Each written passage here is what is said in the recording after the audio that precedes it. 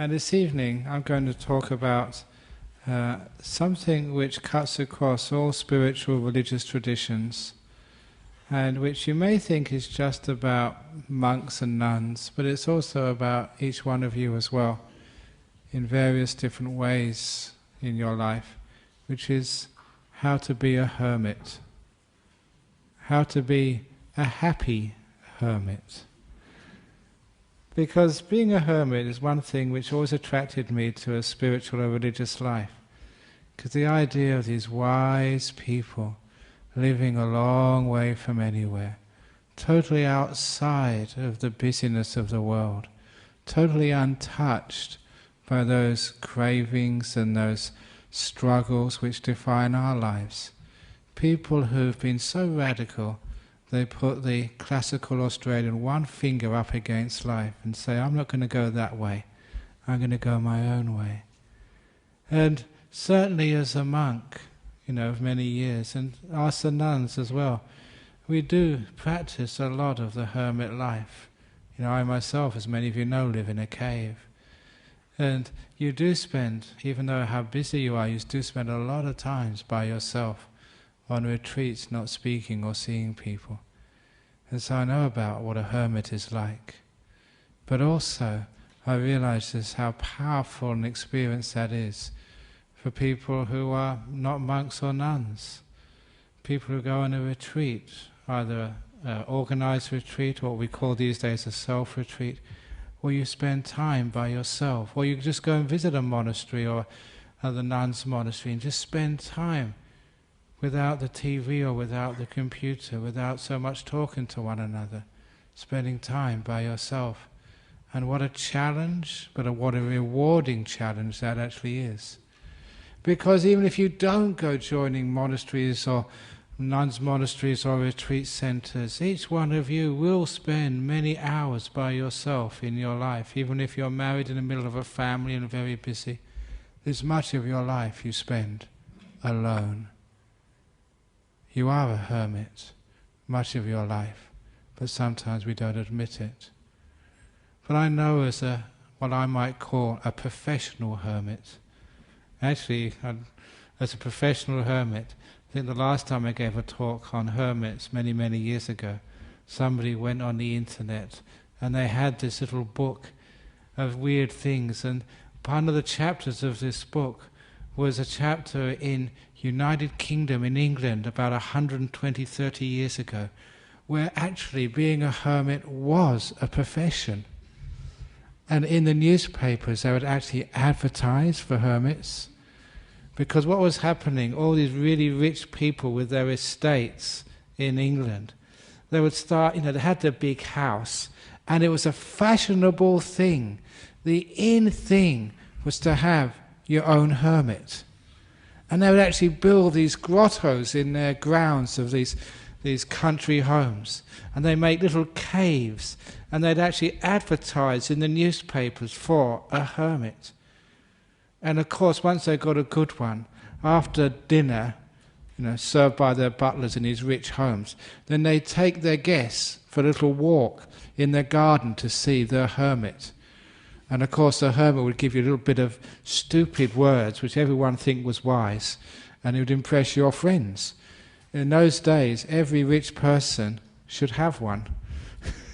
It was one of those must-have things. And I remember one of the stories about this person was advertising. They built their grotto, had a big home, and they called them ornamental hermits. It's true, that's what they're called, ornamental hermits. And they advertised in the newspaper, and it's actually a really good job, because they were describing this one person. You'd only have to work for 3 years, that was your contract. And as part of the contract, you weren't allowed to cut your hair, nor cut your nails, nor wash. The smellier, the better. But whatever you wanted to eat, they'd actually, whatever you wanted, they'd actually send the best food from their kitchens to feed you. And at the end of 3 years, they give you a huge sum of money for being the ornamental hermit. But it was actually very difficult to find real hermits, because one story was this guy who came in, he looked really weird enough, really long hair, freaky enough to be a real hermit. And he would sit in his cave, and when the people would come he'd give them sort of wise advice. So he was like a professional hermit. But apparently he got the sack after 4 weeks when they found him in the pub after work. Because that's not really what a hermit should be doing, going to the pub after work. It's like a full-time hermit. He's supposed to be wise and. But anyway, that was a fashion which lasted about 10 years, I think, in the 1860s and 1870s in England. But the real hermits, each one of you will be a hermit. And actually, why did he have to go to the pub?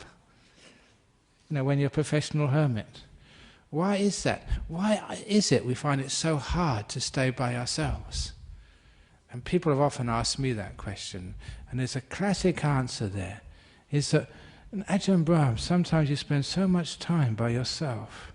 You haven't got a wife. You haven't got sort of a mistress. You haven't got people around you.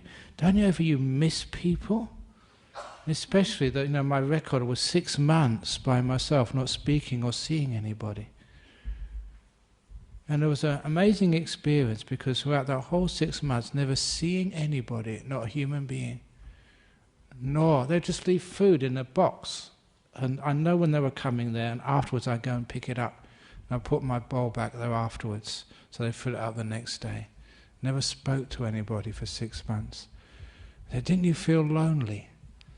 And the answer was, I never felt lonely. And I asked myself why I didn't feel lonely. And the answer was, because there was always someone there.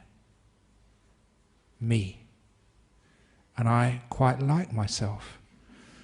So because I quite like myself, throughout those whole 6 months I was with my best friend. How can you feel lonely when you're with your best friend all day? And the reason was, I was my best friend. And that gave me an indication of what it's like to be a hermit and what it's like to be a happy hermit. Because when you learn how to like yourself and be your best friend, then whenever you are in the hermit moments of your life, you are never, ever lonely. And sometimes I wonder why it is that people seek out company overmuch, why they have to have other people around them. And of course, it always is some type of escapism. People tell me you're a monk, you're escaping from real life, Ajahn Brahm. It's actually the opposite. Because when you're a monk or a nun, or when you actually go and stay in a monastery, when you have time by yourself, you can't escape anymore from yourself.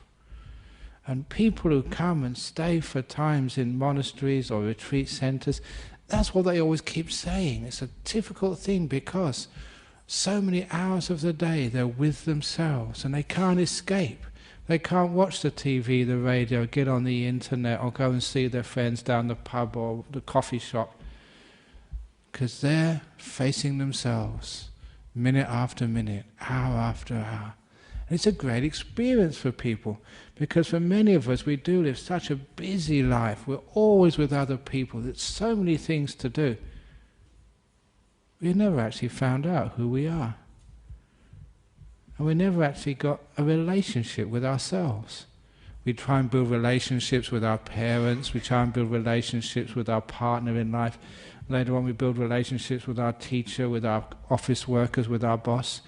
But we always leave out the most important person, to make a relationship with ourselves. And a lot of people don't know who we are.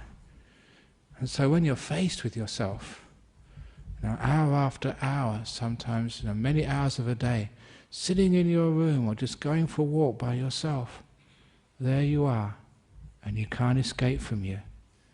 That's one of the wonderful things about being a hermit. You have to learn how to like yourself and how to be a friend of yourself. And I found it's like human nature.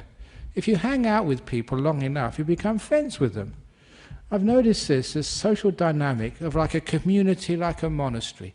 You probably notice this, like in the office or whatever. If you've got a group of people and they stay together long enough, eventually they do become friends. And there's a sort of bonding happens, and that's with men and women. You see people when they first come to, say, a monastery, and they get arguing with each other, and they've got different personalities, they're great. But after a few years of living together, you get used to each other, you understand each other. Oh, that's just him being him, that's just Ajahn Brahm being Ajahn Brahm, telling all these stupid jokes. Sort of, that's who you are. After a while, you get to accommodate to people. In other words, you learn how not to find fault with others. And I found that happen not just in monks' monasteries, in nuns' monasteries as well. For the first few years of that nuns' monastery, there was a lot of friction there. But now there's this group of 4 bhikkhunis, and they're just working together really harmoniously. They've bonded, which is a wonderful thing to do, and it took them a long time to do that. And the most important thing is you can do that with yourself after a while. By giving time for yourself and being with yourself, you bond with the most important person, yourself, instead of always having this friction with yourself. What I'm saying is, the longer time you spend in a bit of solitude by yourself, the more you get to know yourself, the more you get to accept yourself, you actually bond with the most important person, yourself. And of course I bonded with myself a long time ago, which is why I can be a happy monk, be with myself. When you learn these skills, you actually learn how to love yourself, which is such a tough thing for people to do these days. You've got people who feel guilty and keep on getting onto guilt. They hate themselves. Or maybe not as far as hating themselves, that's when people get depressed and suicidal, but at least they're very dubious about their self-worth. And they're sort of very doubtful that they're a good person. And because of that, they have a huge amount of psychological and social and health problems in life. You could have a huge effect lessening the health budget of this state, of this country, of the whole world, if people just like themselves a bit more and don't be so sort of tense and afraid of themselves. And of course this is what solitude does for you. Just being with yourself, you get one of the greatest insights of a human being could ever get. And one of those greatest insights is, I'm okay. It's the I'm okay insight. There's nothing wrong with you. When they gave out a body and a mind, they didn't make a mistake with you. Everyone else got all the full deal, but me, there was a few parts missing, and that's the reason why I am who I am. I'm not as good as other people, there's something wrong with me. Now, of course, that means you're always struggling to be better, to be different, to be someone other than you really are. And of course, that is called hating yourself. Not liking who you are, wanting to be something different. That is hate. I make a sort of a hard word out of that, but I'm just being honest. And because of that, people get all social, psychological, emotional health problems. And, very simple, is to realize, actually, you're okay, nothing wrong with you. That's a great thing for me to understand. Because for years as a monk, I was striving to be the perfect monk, had an idea who the perfect monk was. For me, the perfect monk was much thinner than I am now. Was a monk who was always just so serious, who never laughs and never cries. You can tell me a joke and I would just sit there. And I wouldn't even smile. You can get angry at me and I would just sit there and just smile. Just this perfect, equanimous robot from Mars. And sometimes that's what you thought you were supposed to do. Sometimes people would tell a joke and you try not to laugh because the Buddha said that was like craziness. And sometimes, you'd be upset at somebody, and you're not supposed to show it. So you had all this ideal of what a monk was supposed to be able to sit for hours without moving. And when a fly went up your nose, you're supposed to take it. So usually what you do in a meditation retreat, everyone's meditating, you open your eyes, anyone watching? Good. Flick it away. And it was all like playing about trying to be the perfect monk. And I went through that. You see other people going through that, and that's so much tension and suffering. And after a while I realized I didn't need to do that. Just be yourself. And then when you sort of don't try to be anything different, actually what happens then, you become relaxed. And when you become relaxed, you become content. When you become content, you become free. And then actually you become the perfect monk by not trying. It's the trying which stops the perfection happening. It's the same with each one of you. Who are you trying to be? And who are you trying to impress in life? That's what you start off with, is trying to impress your parents. And then you get married and try and impress your partner. You know what a waste of time that is. It's like trying to impress your boss at work. No matter how hard you work, they're never happy. And you spend your whole life trying to do something for other people, and after a while you find it doesn't work, makes you tense, upset, lots of suffering. And after a while, hopefully, your message clicks, a little light bulb goes on in your head. I don't need to do this. I can just be myself and be peaceful, be free. I can actually like me as I am. And when you learn how to like you as you are, totally as you are, with all of your idiosyncrasies, with all of the so-called faults, with all of the difficulties and the things you shouldn't be, then you find some peace in life. And from that peace you realize, now that's what I really should have been in the first place. At peace with myself. It doesn't matter who that self is, as long as I'm at peace with it. And that becomes the goal. And that becomes what we talk about love. Love is accepting another person as they are, not trying to change them and make them different, not trying to make your wife some supermodel. And unfortunately people sort of try and convince you can do that these days. With Botox, with all these other chemicals, you give yourself a makeover. And apparently there's TV shows which do makeovers. They take this ugly person, well they are, aren't they?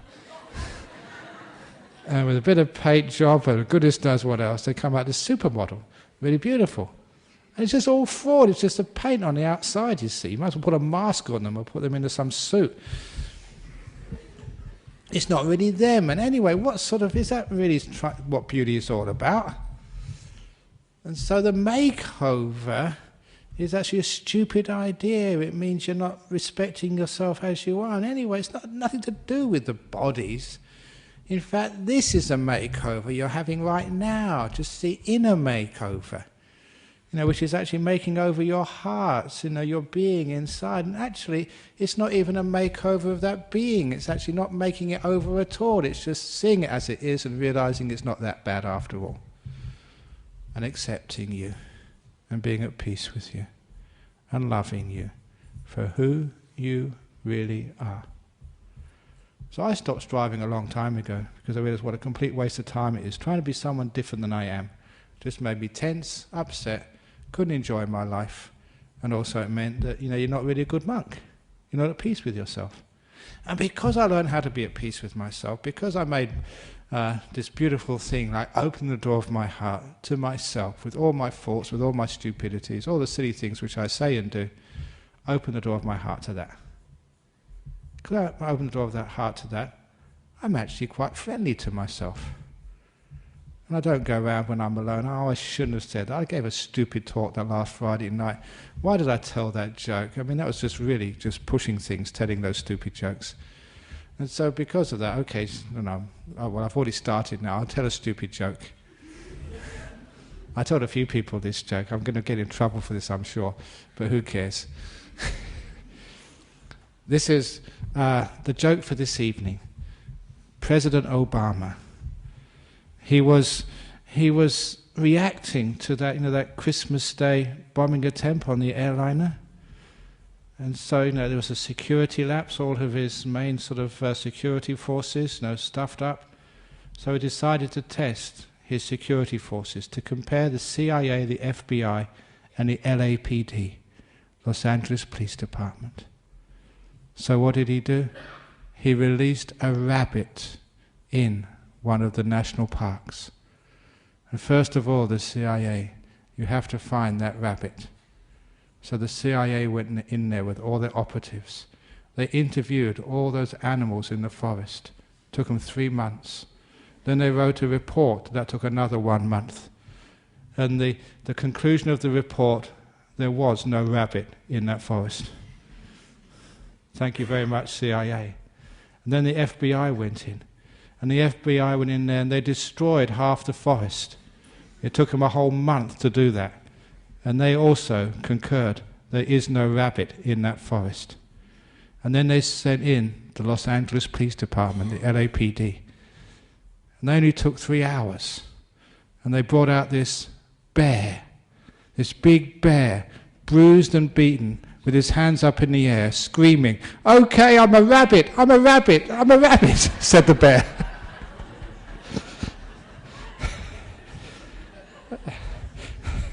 And I don't think I'll be able to go to Los Angeles for the next year.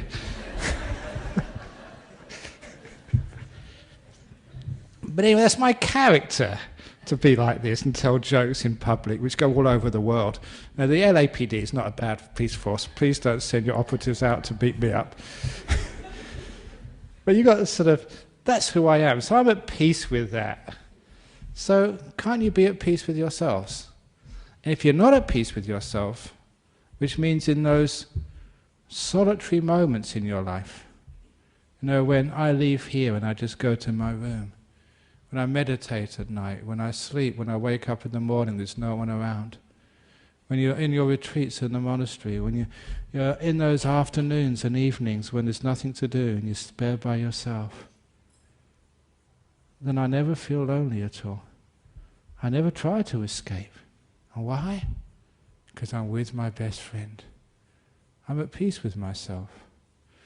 Now, if you can learn how to do that, all those moments you have when there's no one around, you can enjoy those moments, you can value those moments.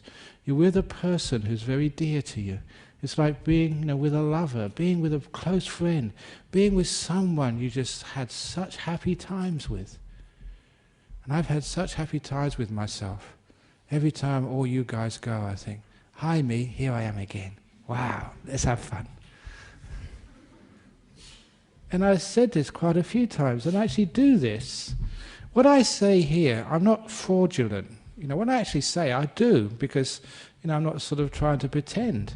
So when I go to sleep at night, the last thing I do before I go to sleep is to say, good night, me, have a nice sleep, see you in the morning. And the first thing I do when I wake up, good morning, me, here I am again. Let's have fun. Now, I recommend that to each one of you. You don't go crazy that way. At least I don't think I am I? You don't go crazy that way. People who've been with me know I'm not crazy. But what happens is you're kind to yourself. This is actually what the Buddha actually said. He said, before you go to sleep at night, spread loving kindness. And then you always have a good, deep, peaceful sleep.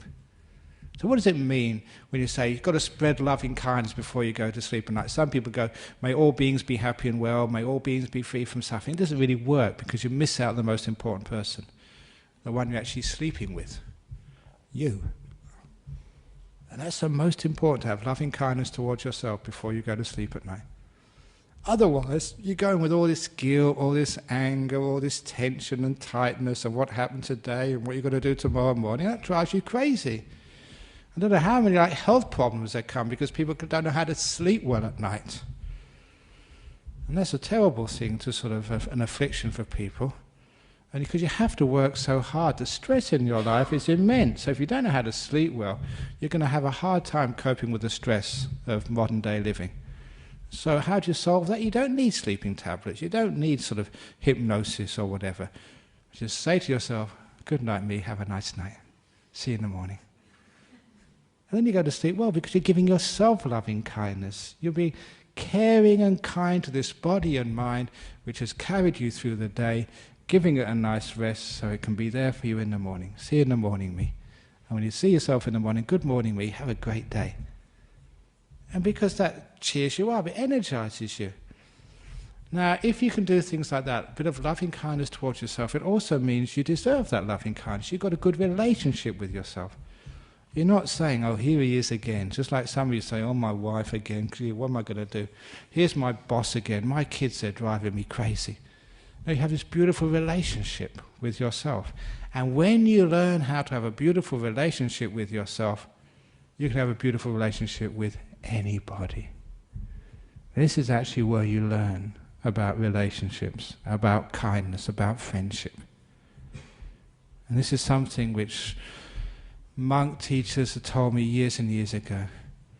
Anyone who gets angry at other people, you know they're angry at themselves. If they're shouting at you and giving you a really hard time, they are doing exactly the same, probably more, to themselves. It's attitude. The attitude which they show to you they will also carry into their quiet time and give to themselves. If they're critical and fault-finding to you, they'll be so critical and fault-finding to themselves.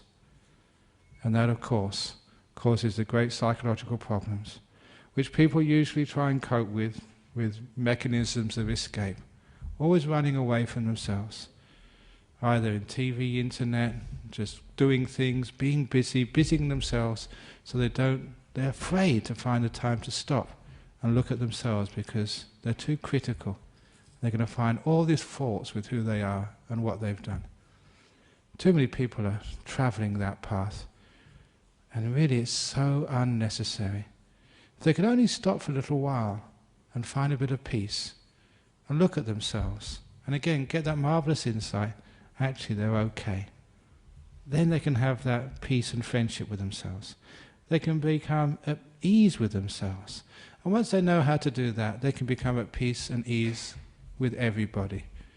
All I've learnt about relationships and being able to be kind and caring to each one of you, I've learnt by being kind and caring to myself. All I talk to you is what I talk to myself. The way I relate to others is precisely the way I relate to myself. And those of you who've known me for a long time, I'm not critical at all. Sometimes people come to interviews or counselling and they say these terrible things. Many of you have come to the retreats and those personal interviews, or a few have had some counselling here, and they tell me these terrible things, and I say, very good. And sometimes they get really amazed. They say, look, I've just done something terrible. I said, yeah, very good. And sometimes they say, well, I've been meditating, I've just been asleep or fantasizing. I say, very good. They say, why do you always say very good? And I say, that's a great insight, very good. It is because I determine not to find fault, because I don't find fault with myself. Instead, you appreciate and have gratitude for yourself and gratitude for other people. Wonderful that you're here. And all of you who give me a hard time, thank you so much for increasing my tolerance and my endurance. That's actually, I was taught by my teacher. You know the old story when the mosquitoes were giving you a hard time and you were not being tolerant of them and you're being so fault-finding, you stupid mosquitoes. Can't we have mosquito repellent, mosquito coils, mosquito screens? You can afford this. And Ajahn Chah said, no. He said, you will call those mosquitoes Ajahn Mosquito, which means teacher. They're your teachers now. And they taught me so much, those Ajahn mosquitoes. And that's just like other things in life, which once you were irritated at, and now you say, wow, what a wonderful teaching that is. All those things which you were critical of, and you thought, terrible, bad, nasty, you say, no, those are your teachers. And in our tradition, we respect our teachers. We bow down to Ajahn Mosquito. Thank you, Mr. Mosquito, actually usually Mrs. Mosquito, for causing all that insight and love to arise. Thank you so much. And that way, because you're not critical, because you value these things, even the things which will send other people sort of crazy and get them into ill will and get them into tension, you find you can actually accept and be at peace with. This is what you do with yourself. All of your little faults and peccadillos, the silly things, the stupid things you do, these are what you learn from. These are your teachers. Your stupid ways of thinking, restlessness, all your fantasies, all your dreams, all your silly hopes, and you know what they are. And all of those, instead of saying, oh, these are terrible things which I'm thinking about or doing, no, they're your teachers. Respect them. They're part of you. Love them. Embrace them. Open the door of your heart and let them in. Which is why I say, very good that you're thinking of killing your wife. Very good. Very good. Because actually, psychologically, I know that's stopping you killing your wife. It's stopping you doing all those terrible things you're thinking of. Because by saying very good, you're making peace with yourself.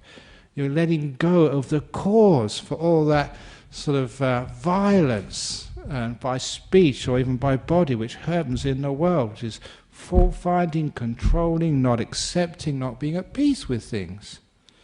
So after a while, we begin to be kind and be caring to these things. And when that happens, you find if you can be at peace with yourself, you can be at peace with others. People, they just want to do it a different way than you. Maybe watching the TV, and somebody else wants to switch on the other channel. You think, wonderful, be my guest. Which channel would you like? People were telling me that actually there's this place in Perth. I won't say who it is, I'm not sure if they're there this evening. They were telling me that they were watching the TV, just a family, and every now and again the channel would change.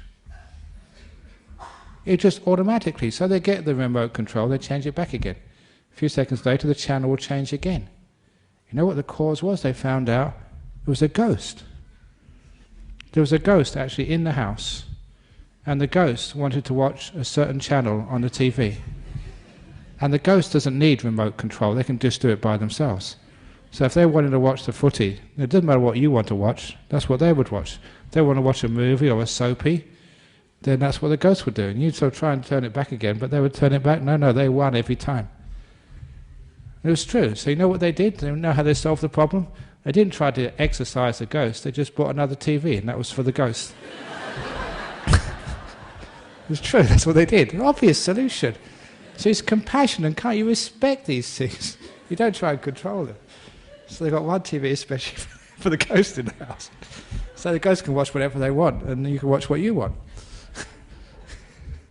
So it's great being a monk, because people tell you all these weird stories and you collect them all, and they're great material for your talks.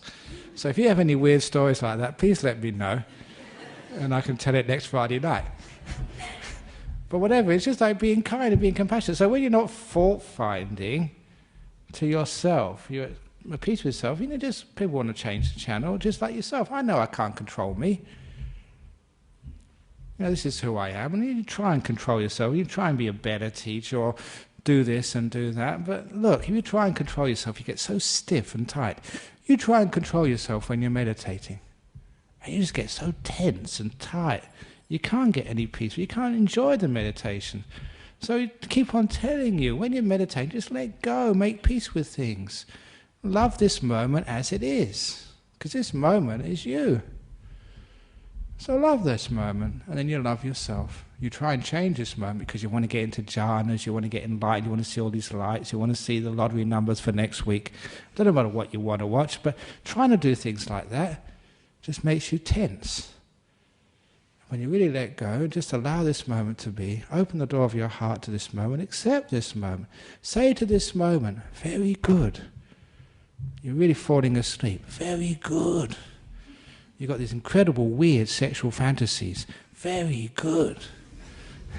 Whatever it is, when you accept things like that and you let them be, then you relax, and you become at peace. And all these things, they actually disappear. It's a wonderful thing to be at peace with yourself. And how do you make peace with yourself? You never find peace by making war with yourself. And so many people in this world are at war with themselves, which means when they're by themselves, they're at war. They come to a monastery, they try and sit by themselves, they're at war with themselves, trying to change themselves, trying to do something, make themselves different, sort out all the problems. They're at war with their past, at war with their future, at war with their present. Oh, they really get stuffed up. And when they come and see me, I say, very good. Because they're trying to teach people, don't be at war with these things, accept, make peace, be kind to yourself. And if you can do things like that, you're actually befriending yourself. Some of the friends which I've made are far from perfect. I made a point when I became a Buddhist, even at college, to make sure I kept my friendships with Christians and atheists. And even now I value having friends who don't share the same views and ideas that I share. So I can be friends with people who are diametrically opposed to my lifestyle. Isn't that wonderful? And I remember just with those friends I was at college, and I kept them, and they're still there. And so we had a reunion last October, seeing some friends I hadn't seen for 40 years. And I remember just at the end of those college years when we were going our different ways, and I'd been a Buddhist for all those 3 years at Cambridge, and I asked all my friends, none of them was a Buddhist, and I asked them afterwards, what did you think about me being a Buddhist? And they said, we respected you. I said, why? I said, because you never talked to us about your Buddhism. That you just respected us for who we were. And that's why we respected you for who you were. That's what respect is. Not trying to change another person. And I keep that friendship with people of other religions, and I really value those friendships with the other, who's not the same as me. Because that's valuing the things in myself, which maybe it would be great if they were different, but they can't be, so they're there, so I make peace with them. Which means because I get this friendship which can go against what I think should be and shouldn't be, you even go to prisons and see prisoners. You don't agree with people doing crimes and hurting other people and stealing and robbing. I can still be friends with those people. I can still open the door of your heart to those people. And if I can do that to murderers, it's so easy to make friends with myself.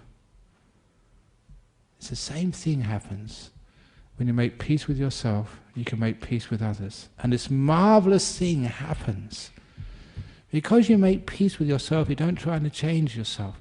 Change happens. It's a change because it's the negativity, the no love, the hate, the disrespect to who you are. That is the cause of the problem. When you take away that disrespect for yourself, when you stop trying to change, as I said at the beginning, you realize you're okay. And that's the start of the path to enlightenment. To realize, yeah, I'm okay. I don't need to change. And once that starts, then you're off. Then you do change. Because what changes is this thing which wants to make things different. This thing which is not love. This thing which doesn't embrace and accept things. That is the cause. We call it in Buddhism the craving. The craving to change and make things different inside of you. And when that starts to disappear, you get all this beautiful peace, confidence, joy, at peace with yourself, at friends with yourself. Because you're at friends with yourself, then all these things which enlightenment is supposed to be, freedom, happiness, joy, not needing anything, not wanting anything, they just come to you. When you stop craving, everything you wanted, everything you craved for, that just comes straight to you. I usually tell this little simile in retreats. I don't think I've said this at Nolamara Temple, because this is one of Ajahn Chah's deepest teachings. This is what he told me the first year I was with him. He said his monastery in northeast Thailand, Wat Pah Pong, he said it was a mango orchard. And he said that mango orchard was planted by the Buddha 2,500 years ago. That was crazy. There's no mangoes in this monastery, and if they were planted by the villagers a few years ago, not by the Buddha. He never came to Thailand. What are you talking about? But as usual, it was talking as an analogy. So this monastery is a mango orchard. Trees were planted by the Buddha. And he said now, just right now, that tree is dripping with ripe, juicy mangoes. But you monks today are so lucky. You don't need to climb the tree to get the mango. You don't even need to take a stick and throw it at the branches to get the mangoes down. All you need to do, he said, is hold out your hand and a mango will fall into it. That's how lucky you are today. Absolutely bunkum. Crazy. What do you mean? Every time I put my hand out under a mango tree, it's never fallen into my hand. If it does fall, it falls over there somewhere. And they went to my house, what are you talking about? And he said, I realized after many years, so what those mangoes are, these are like the fruits of the Buddhism, the peace, the joy, the happiness, the wisdom, the enlightenment. He said, you don't go climbing the tree to get that. You don't go shaking it or throwing sticks up to try and get insight, enlightenment. Instead, you sit still and open your heart. And then the fruits of enlightenment just fall into your palm. Never over there or over there, but right into the center of your heart. Once you've opened your heart. You close your heart, and of course, even if it does fall, it falls in there and goes somewhere else. Open your heart and do nothing else. Sit still. And then the fruits of enlightenment come right into you. Now you understand what we're talking about. Don't change things, open things. Make peace with yourself. And the only time you can do that, usually, is when you're not rushing around doing other things. In those moments of solitude, your hermit moments in life. And if you develop those hermit moments, and in those hermit moments of your life, this evening when you go home, even if you've got a husband or wife sleeping right next to you, once you've kissed her good night, once you've patted him on the head, good boy, good boy, good boy. I don't know how you treat your partners. And you close your eyes, then is your hermit moment. You're with yourself, by yourself. Just open the door of your heart to you, to this moment, to life. Nice to be here, me. Good to see you again. Have a great time. Good night. With that degree of openness, being your best friend, not only do you never feel lonely at night, you sleep well, you wake up well, and all those moments in your life when you're by yourself, they're precious, they're valuable. The same way that people like to spend time with their kids before they grow up and leave. When you've got a good friend visiting over this holiday period from overseas, you want to spend time with them. The same way you love spending time with yourself. Not needing to read a book, or not needing to listen to a music on iPod. You're just with you, your best friend. And you like hanging out with you. Because what happens when you're by yourself? You learn so much more than you ever learn with other people. Because this is like your laboratory. This is actually where you learn about how life really works from the center of your universe. And when you learn about you learn about everything. The whole world, the whole universe. That's why, that I give all these talks to all these amazing organizations. And sometimes people ask me, what's your resume? Yes, theoretical physics, but I forgot about that years ago, just being a monk. Have you got any counseling degrees? No. Do you know anything about economics? No. Shipping? No. Sex? No. And still people come and ask me about their personal problems. How do I learn about this? Just by being friends with myself and being at peace with myself. In here is where you get all your wisdom from. And you get the wisest man I ever knew was like Ajahn Chah. Where did he get all his wisdom from? He did 4 years of school, that's all. And I got all these degrees from places like Cambridge, and I thought I was wise and smart. I was so arrogant when I first went to that place. And you just see this guy, he just knew so much more. Just the way he related to the world, related to me, related to everything. And that was actually one of the reasons I stayed at a place like that. And just realized that that university, that was like the most wonderful professor who knew so much more than I'd ever learned or could ever learn at one of the greatest universities. But I also wonder, where on earth did he get that wisdom from? It wasn't from books. It wasn't from talking to other people. It was listening to his own heart. Just being with himself in times of solitude. The hermits in the jungles, in the little monasteries in the mountains of Thailand, in the cave. Spending time, getting to know himself. Spending time, making peace with himself. spending time learning how to love himself, until he was so good at that, he could make peace with anybody and be kind to others and just love everybody. That's why it's so nice to be around such people. It was not just monks like him, other monks I remember meeting. I remember one of my other favourite monks from Thailand at that time was a monk called Ajahn Tate, who lived in a monastery on the banks of the Mekong River, just outside of Nong Khai. And I remember the first time I went to visit him, and he was one of these people, as soon as you get close to him, you just don't want to leave.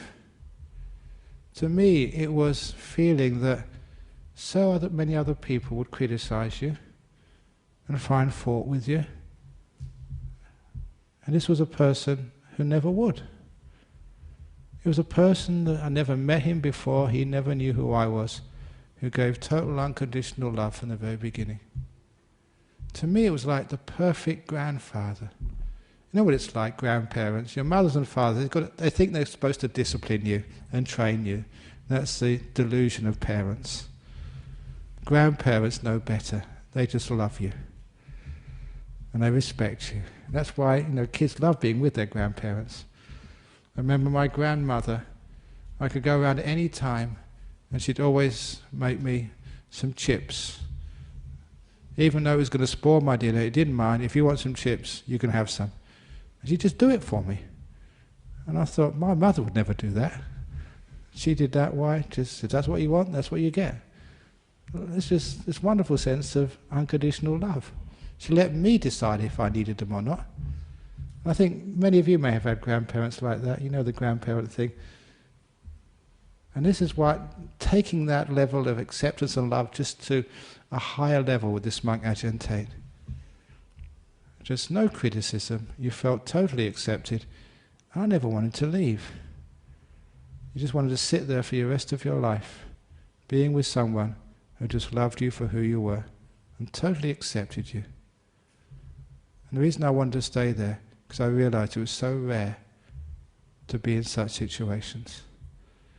Most of my life, even in some of those monasteries, you always felt that you had to perform. You had to live up to someone's expectations. You had to somehow be different. And that was so much stress. And there was a person who just taught me how to be at peace. Not by saying anything, not by teaching profound things, but just by who he was. This great monk who just gave total acceptance. And I realized from that, what he was teaching me was how to give that to myself. To give myself that total acceptance that I just never wanted to leave me. Just wanted to sit in my presence for however long I wanted. And that's how I meditate. That's why you can meditate for hours. Why? You just don't want to leave. When you meditate, why do you get restless? Why does the mind go off in the past and the future, fantasizing, thinking? It's because you don't like you. You're trying to be somehow different. Trying to make it happen, trying to do something, achieve something. If you could just like yourself as you totally are, give yourself 100% absolute acceptance, you'd be so peaceful, you'd never want to leave. You sit for hours, effortlessly, enjoying the joy of the hermit who loves themselves. And afterwards, when you come out, because all these things come out, you learn how to love other people. That's why that monk, Ajahn Tate, he obviously learned how to love himself, how to be at peace with himself, how to totally let go of all craving and ill will. And that's what he's teaching me. So it's not just for yourself. As you learn in your moments of your hermit time, that's actually what you bring out to other people. It's in the hermit time. That's actually where you learn the spiritual truths of life. Those are the times, they're the richest times of your life if you know how to use them. You go up to that inner mountain and you come out with all this, not just wise words, but wise actions and wise attitudes. The words are not important, it's where they come from. Their source, the kindness, the peace, the gentleness, that is what counts. And that's what you learn in your hermit moments. So it's a bit late now, the holiday seasons are over. By the next holiday, no need to go to Sri Lanka. No need to go to the United States. No need to go to Bali or to Thailand or wherever you go. You can save a lot of money and you can reduce your carbon footprint by staying at home, closing the doors and just being at peace with yourself. And if you can't do that at home, we've got places like Dhamma Nuns Monastery, Bodhinyana Monks Monastery, Jhana Grove Bliss Center. All these places where you can just go and hang out, not with the monks, not with the nuns, hanging out with you. You are much better than any monk, much better than any nun. You inside. Hang out with you. Make peace with you. Learn how to make you your very, very, very best friend. So much so that you can't have enough of hanging out with you. So you meditate and you just don't want to go anywhere. Totally at peace, totally still. And because you're totally at peace and totally still, because you're not doing anything, that's when the mangoes fall. Beautiful joys, peace, bliss, insights, everything you ever want from life. That's why in traditional religions it's the hermits were the wise people. Not the professors who learned all the languages and translated all the books. Not all those people who listen to all these talks again and again and again. I don't know how many talks I've given. So you hear the talk and do something about it. Instead of, I'm going to listen to another talk, here we go again. Just listen to a little bit of the talk and then do something about it. Follow it. Make the mind peaceful. Be kind to yourself. And develop those hermit moments. Seek them out until you're so at peace with yourself, so love yourself, that you really are your best friend. And from that, you'll get all the insights, and you'll find you can have a relationship with anybody.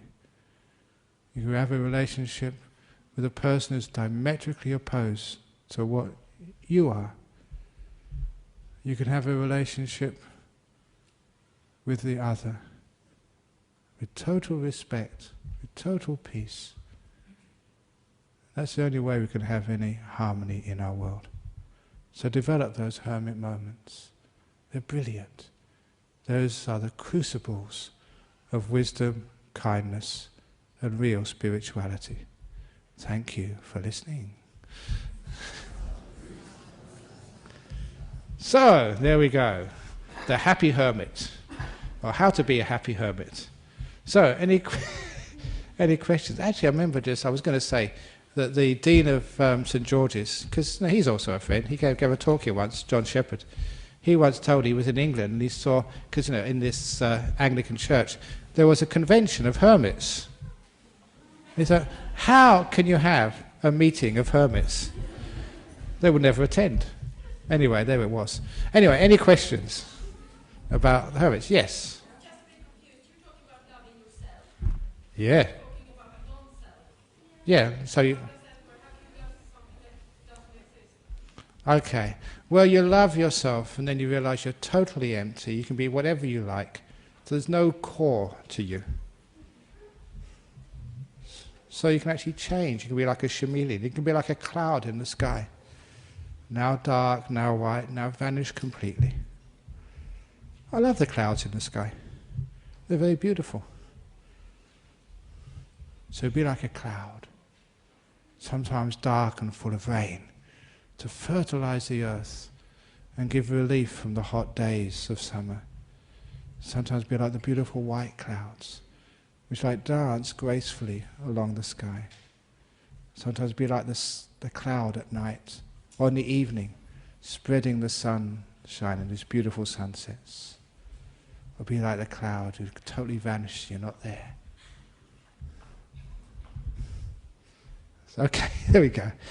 Don't know if that makes any sense, but it sounded profound.